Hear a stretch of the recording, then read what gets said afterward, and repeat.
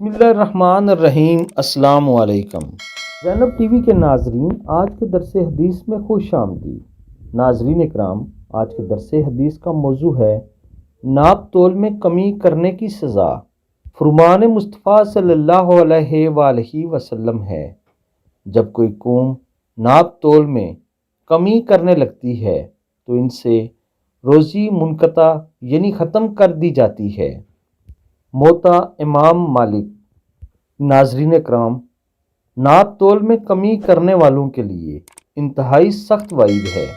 لوگ سمجھتے ہیں کہ ناپ تول میں کمی کر کے وہ شاید اپنا رزق بڑھا لیں گے یا اپنے مال میں اضافہ کر لیں گے، جبکہ حدیث مبارکہ میں فرمایا گیا ہے کہ جب کوئی قوم ایسا کرتی ہے تو اس سے اس کی روزی منقطع کر دی جاتی ہے، یعنی ختم کر دی جاتی ہے، اور یہ ناپ تول میں کمی پیشی کرنے والوں کی سب سے کم سزا ہے۔